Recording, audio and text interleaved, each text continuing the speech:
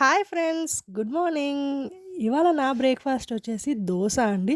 మరి మీరు ఇవాళ బ్రేక్‌ఫాస్ట్‌లో ఏం తిన్నారో నాకు కామెంట్ చేయండి. మరి నేను రొటీన్‌గా దోసలోకి పల్లి చట్నీ, కొబ్బరి చట్నీ లేకపోతే టమాటా చట్నీ కాకుండా ఎంచక్కా పప్పుల పొడి వేసుకొని తిన్నానండి. ఈరోజు నేను హ్యాపీగా ఎంచక్కా దోస చేసుకొని, పక్కనే పప్పుల పొడి వేసుకొని, దాంట్లో మంచిగా మధ్యలోకి గుంట చేసి, దాంట్లో నెయ్యి వేసుకొని అబ్బబ్బబ్బబ్బా! చెప్తుంటేనే నేను తిన్న ఫీలింగ్ మళ్ళీ నాకొస్తుంది. ఎంచక్కా దోసని తీసుకొని, ఆ పప్పుల పొడిలో ముంచి, అది కూడా నెయ్యి వేసుకున్న పప్పుల పొడిలో ఇలా ముంచి తింటుంటే ఎంత బావుందో తెలుసా అండి. ఇడ్లీ, దోస, పెసరట్టు, ఉప్మా, పొంగల్ ఏదైనా ఈ పప్పుల పొడితో చాలా బావుంటది కాంబినేషన్. మరి తయారీ విధానం చూసేద్దాం. నేనిక్కడ ఒక గ్లాస్, ఏ గ్లాస్‌తో తీసుకున్నానో అన్ని పప్పులు సేమ్ గ్లాస్‌తో మెజర్‌మెంట్ అనమాట.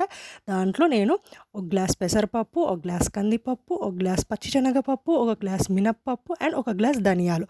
వీటన్నిటిని సెపరేట్‌గా ఆయిల్ లేకుండా మంచిగా సిమ్‌లో పెట్టి దోరగా వేయించుకుందాం.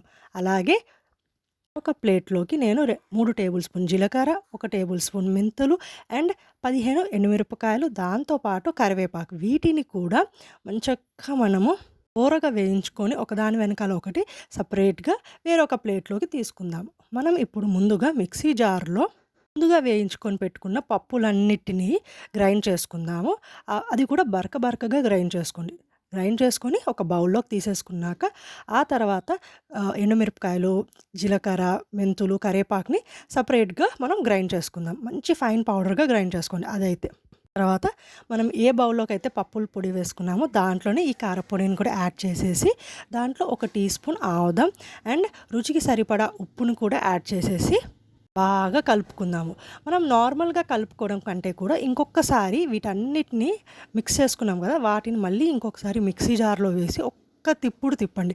ఎక్కువగా మీరు గ్రైండ్ చేయకండి. ఎందుకంటే ఈ పప్పుల పొడి బరకగా ఉంటేనే టేస్ట్ బావుంటది. ఫైన్ పౌడర్‌లాగా అస్సలు చేయకూడదు. ఒక్కసారి అంతా కలిసేలాగా అండ్ ఉప్పు కూడా కరెక్ట్‌గా సరిపోయిందో లేదో చూసుకొని మంచిగా కలుపుకొని ఒక మంచి ఎయిర్ టైట్ కంటైనర్ గ్లాస్ జార్‌లో మీరు స్టోర్ చేసుకున్నారనుకోండి, హ్యాపీగా ఎన్ని మంత్స్ కావాలంటే అన్ని మంత్స్ తినొచ్చు. అస్సలు టేస్ట్ అనేదే పోదు అండ్ అంత మంచి సువాసన లాస్ట్ స్పూన్ వరకు కూడా మనకు అదే సువాసన ఉంటదండి. మరి మీరు కూడా ఎంచక్కా ఈ పప్పుల పొడిని స్కిప్ చేయకుండా వీడియో మొత్తం చూసి ఎంజాయ్ చేయండి.